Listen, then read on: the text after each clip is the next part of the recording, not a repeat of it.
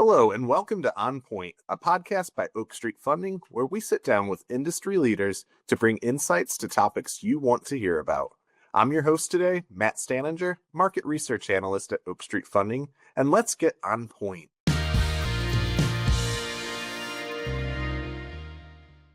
Today, I'm joined by Jeff Arnold, founder at RightSure Insurance, and we're going to be discussing RightSure's growth journey, how to differentiate yourself in the market, talent, what's next for RightSure, and more.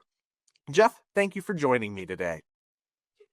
Man, I'm super excited to be here, honored to be a part of it, and really looking to unpack a lot of great things over the next 29 or so minutes. I'm excited to see what's in store for the next 30 minutes, and we're honored to have you here today. So getting into things, let's start off with a little bit about yourself and your path to where you are today. Sure, I'll be a little brief. I've been fortunate to be in this glorious industry that we call insurance, which, quite frankly, is the selling of legal contracts, for over 30 years. A brief backstory, it started this career when I was 14 years old, standing on a hay bale working in Mr. Newton's farm in Western Kentucky. Stay with me because it was a hot July summer. I'm sitting on a hay bale with my friend Chuck, the middle of the day. And this guy drives up in a 4-door Buick with the windows up. This means he had air conditioning, right? And so he steps out of his car and I asked my friend Chuck, "Hey, what's this guy do?" And he said, "Insurance," or something like that. So at 14 years old, that's the very first time that I recall or remembering hearing the words insurance. Fast forward about a decade later, I'm a failed thespian and comic in LA and gotten out of the Army a few years prior. And I answered an ad that said insurance salesman wanted. So 30 plus years ago, that's what happened. That's how I fell into this industry. And that takes us probably to your next question. Well, it helps a little bit with the background. How did you go from that first insurance salesperson then to where you are today? Yeah. So, I think I would submit to your listeners that anyone in our industry who is an extrovert or can talk to people will do very well indeed. Was no exception here. Extrovert theater certainly helped. So I answered this ad, insurance salesman wanted, and without being too braggadocious, in 6 weeks, I was the top salesman in the company. And so pivoted really quick to saying I could do this on my own. So started Little Jeff Arnold Insurance because I'm an aged man. This was 1991, if you're keeping track, right? So it's a while ago. Fast forward to now, we've been fortunate to acquire 60 agencies over the years. I've run insurance companies. I've run MGAs. I love the agency space best. So the short, succinct answer is answered an ad, and then it's just been a glorious journey of 30 years in the industry that I love. Wonderful. So when you decided to start RightSure, then I'm sure here in 1991, you were expecting to do 60 acquisitions at least, right? No, it wasn't even on my radar, right? And I am like any good leader, I can't take credit for this. I got to stand on the shoulders of some really good men from 1999 to 2008. I had sold my agency to a bank, a mortgage firm. And, they say when the heart is ready, the teacher will come. And so throughout most of the 90s, my heart wasn't ready to receive instruction or guidance. And finally, met some great people at the bank that I joined forces with, poured into me. I got to use their balance sheet and acquire 40 plus agencies during that little 9-year window. And then after exiting there, which we can get into later, I was fortunate enough to meet Oak Street, and they've helped perpetuate our growth plan. So you're a jack of all trades as well. I've heard in addition to being a business owner, you're an author and you have 11 books with 5 bestsellers. Could you tell us a little bit more about that journey as well? Yeah, the writing experience for me is equally exciting and intoxicating as the industry of legal contracts, right? I love getting paid by the thought. So, and anyone listening, you're also paid by the thought. It just exhibits itself in processes or procedures that you make for your agency or your business. Mine, I've been fortunate to commit to the written word, to write about what I think about. The 5 bestsellers, never in my mind did I think a D plus student from Western Kentucky public school education system would have 5 bestsellers, but it's been a wonderful, wonderful path. I will say this, my latest is on AI forward leadership, because AI is the buzzword, of course, right? And in my firm, we've deployed AI at all different layers and levels. But the reason I point this book out is because this is my 11th book, and I rewrote it 3 times.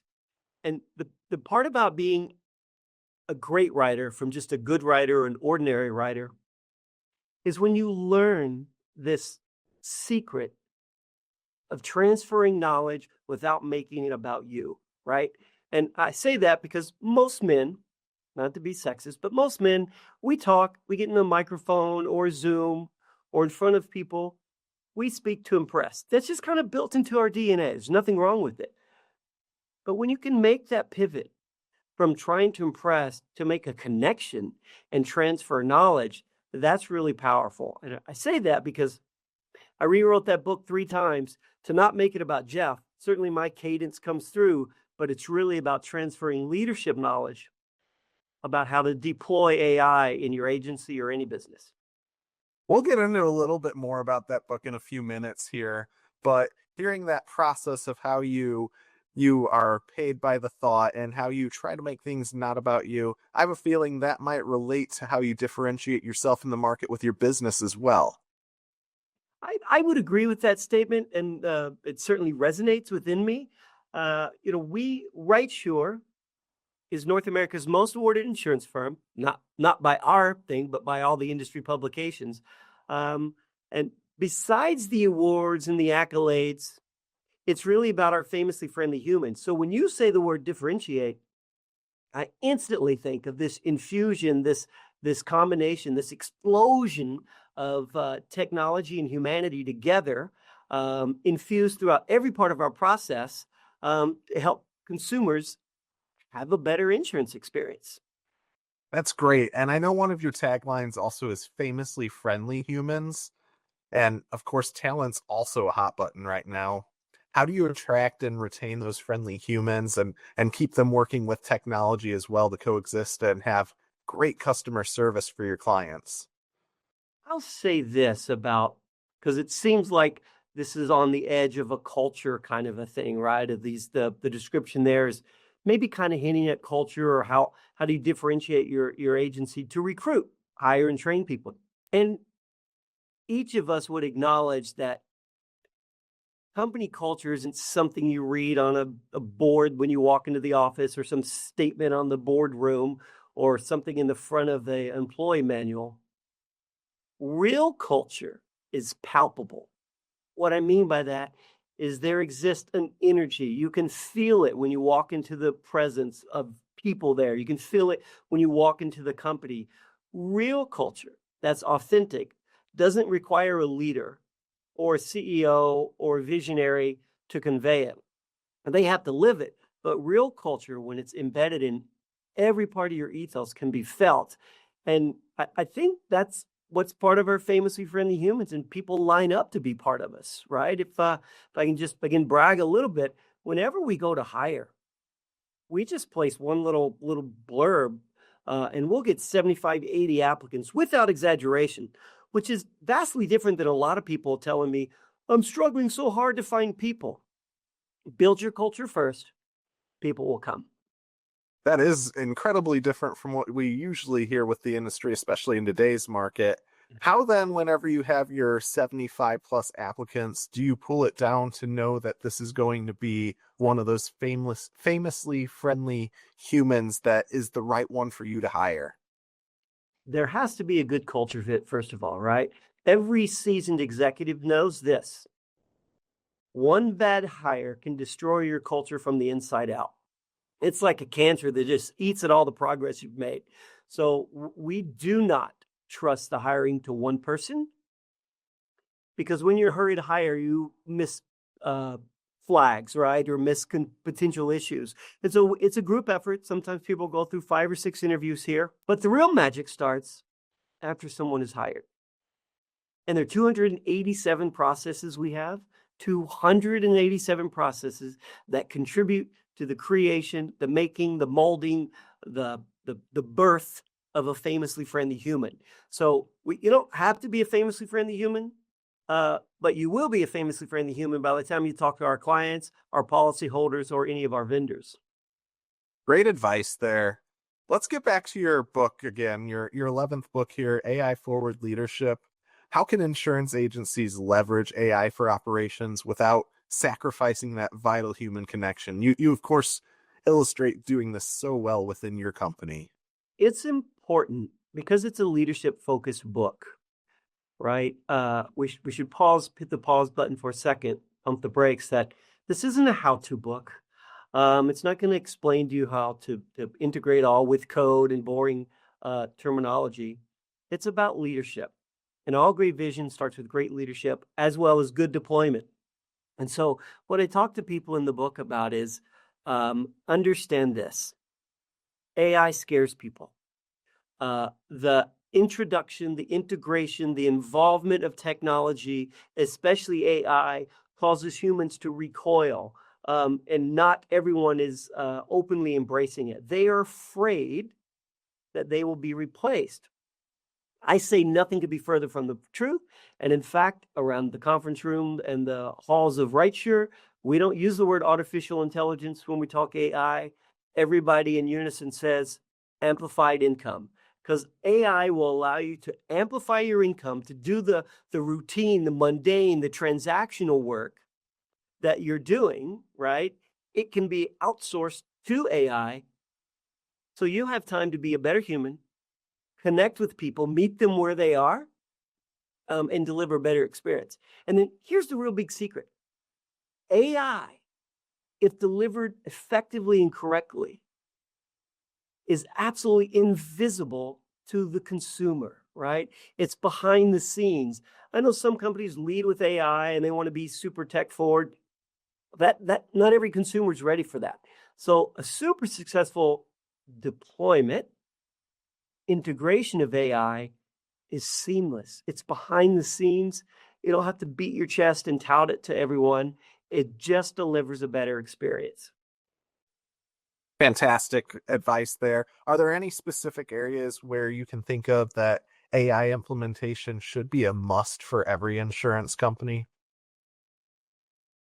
Certainly. And I'll delineate, bifurcate the differences between companies and agencies real quick.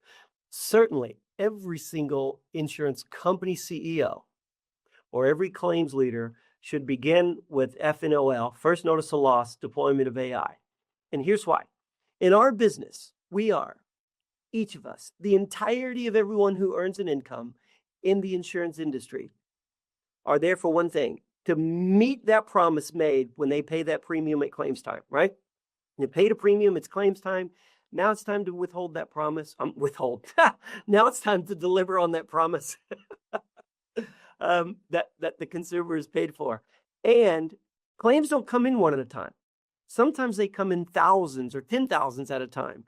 And if you run a claims organization or an insurance company, AI will let you scale to take that first notice of loss from 100 calls a minute to 1,000 calls a minute with no degradation in service levels. So that's the first place companies should be using it.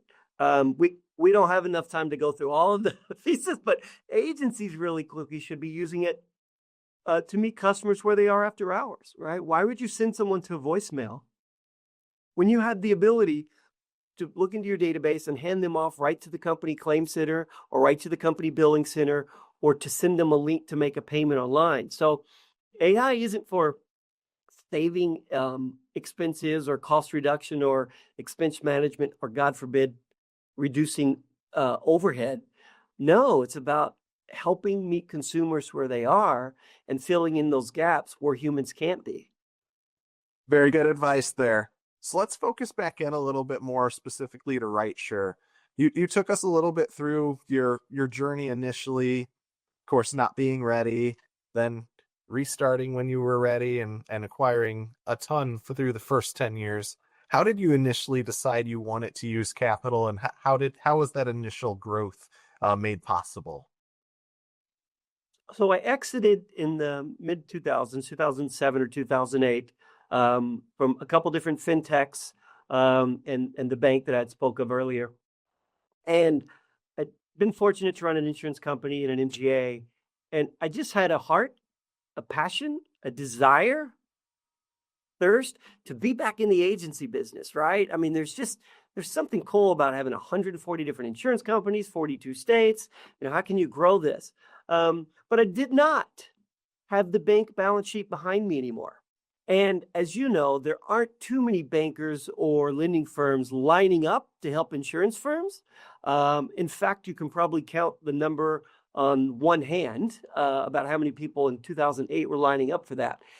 And you can count them with a singular hand, as in number one, as in that Oak Street, quite candidly, was the only one that understood the business model, understood the balance sheet, the P&L, the financials, the metrics involved in evaluating an agency and helping people fund it correctly, but also making sure, understanding, payment terms to extend them where it helps agencies be cash flow positive.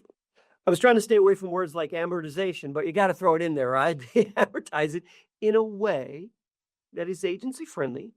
So you can grow, you can scale, you can increase your footprint, leveraging debt or their capital as an instrument in one of the levers that you pull in that growth. Wonderful. So, right, we've been talking about 20 years with that relationship. It of course has grown since then. How did you first hear about Oak Street Funding to be able to get to that one singular company with this understanding, with the structures that were agency friendly? So I believe it was, and I apologize, I'm not 100% certain, but I believe it was based upon old school magazine ad, right? Like you're thumbing through one of the industry rags, and I'm like, need to reach out and call these people. And again, been working with many people on your team ever since. Wonderful. It's been a great relationship. Can you give an example about a time where you felt the Oak Street Funding team went above and beyond to deliver for your organization? Absolutely. So, forget the year exactly, 2012, 2013. We've already been fortunate to fund a couple deals with your capital. An owner called me. She's in an extreme hurry, and I mean extreme hurry to sell her agency, exit. And the time frame for due diligence is there for a reason, right? To make sure things aren't lingering around, or there's valuable benefit for everyone. For you, because you have capital at risk; for us to make sure we get the deal done right, and for them to make sure that they get a good valuation for their baby and a good exit. All of that kind of went to the side. This needed to be accelerated in rapid fashion, and I went to, quite candidly, Kim at Oak Street. Disclosed this transactional speed that had to be deployed here or added here. And she worked with us very well. It was super quick. Of course, there was a trust. Certainly you couldn't go to Oak Street and have your first deal that fast track. There has to be an understanding, a confidence, a knowing that this is a good partner and that we're a good partner and we could fit. But had Oak Street not been able to accelerate that, and had we not had the relationship with Oak Street, then we would have missed out on that deal. And it's still a great little agency. One of our agencies has a retail location performing very well from a profitability standpoint. Again, it happened because Oak Street, we had the relationship and they had the confidence in us to say, all right, we believe you know your due diligence. We certainly know that you know your way around financials. We'll accelerate our timeline. It's great we were both able to get that deal done together. Yeah. Would you be willing to do business again with Oak Street Funding, and why or why not? Absolutely, unequivocally, resounding yes. This business of lending, of usury, of providing capital to other people is a relationship business, right? Sure, a lot of it can be automated. At the end of the day, it's about relationships, connectivity, understanding, and confidence. I have all of those with Oak Street. I feel like because I'm in touch with folks there regularly. So the short answer would be yes, but I want to unpack it and tell you why, right? Because one of the things we didn't talk about is a deal that Oak Street challenged me on and said, man, where are you getting this metric? Where are you getting these numbers? Well, they were right? And sometimes we become blinded in our rush to get a deal done, either if it's driven by ego, which we all still struggle with, or it just seems too good to be true. Let's do it. And they kind of pumped the brakes a little and said, I think you need to do a deeper dive on X, Y, and Z. Well, they were right? Saved us, quite candidly, hundreds of thousands of dollars, and them an issue of a possible loan default, right? Not that would enter into our minds, but that could be the worst case scenario. And so it's not just the way that they delivered fast when you needed to. It was the guidance and the counsel, because even though now I've been fortunate to do 60 deals, let's say you're listening, you're trying to do your first deal. This isn't their first deal. You get to stand on the shoulders of executives to fund this deal and give you guidance, feedback, insight into how to do a deal the right way. Short answer, Matt, yes, I would do another deal in a moment. Very good. I wanted to bring out a point there you said toward the end, after one of the deals had fallen through. You said you were able to get in front of executives. What's that experience been like for you? I think I participated in one of your magazine publications, right? And I'm able to watch a lot of the podcasts that you guys do. And what I mean by that is I feel a oneness, even though I haven't sat like at your conference tables across from you people. I feel a connection, a synchronicity, an alignment, just because of the content that you put out that keeps your leaders and people throughout the organization in front of borrowers or potential clients. Very good. We're grateful to see where the debt's helped you to get to where you are today. It's been wonderful seeing your growth journey. So what's next for your business? How do you foresee the debt impacting the future of your business? Well, we're certainly, I'm not slowing down, as many aged men may be. I'm not, right? This is a passion, love what we do. I certainly believe there are more deals on the horizon. Real quick, the bigger you get, not that we're large, but the bigger you get, the more you have to be careful, because it's really tough to align two cultures. And if we were to go acquire another firm with 30, 50, 80, or 100 people, there's a lot of cultural differences there. And again, that could destroy the brand. So we're keenly aware of that. That being disclosed, I certainly believe that 2026 will welcome a couple acquisitions for RightSure, and Oak Street will be our partner for that. Wonderful. We look forward to that as well. I know we've talked a lot about growth through acquisition, these inorganic opportunities.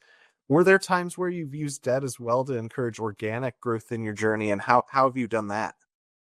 Certainly. So we use some debt for the organic piece. I want to be clear here that it was more for technology development, right? It's like for some R&D and a little bit of pay-per-click stuff. That's very dangerous territory, because the ROI on that is very, very difficult, right? to get in front of. So we have leveraged it somewhat, not to acquire, but use our balance sheet as guarantee, of course, for Oak Street to be comfortable to loan us some money so that we can pour more dollars into an R&D environment. And in fact, we built the fastest, I did not misspeak, the fastest auto insurance rater in North America is at rightrater.com, one of our web properties. And that was built, designed, deployed using debt or capital from Oak Street. Wonderful. So you've been able to have a lot of different loan purposes, a lot of different debt purposes that have really perpetuated that growth, both in an organic and an inorganic way. Yes. Well, thank you for being here, Jeff. We've really enjoyed your time, and I've learned a lot today. I'm sure our listeners did as well. Thank you for listening to OnPoint, a podcast by Oak Street Funding. I'm Matt Staninger, and tune in next time when we sit down with Chris McAtee from INS Capital to discuss M&A and financing for growth, wherever you listen to podcasts, as we get on point. Jeff, thanks again so much for being here today. An absolute pleasure. Sincerely grateful for the opportunity. Wonderful. Don't forget to rate and review on Spotify as well. Like and subscribe on YouTube, and follow us on Instagram for more insights and behind-the-scenes content at onpoint.with.osf. See you next time.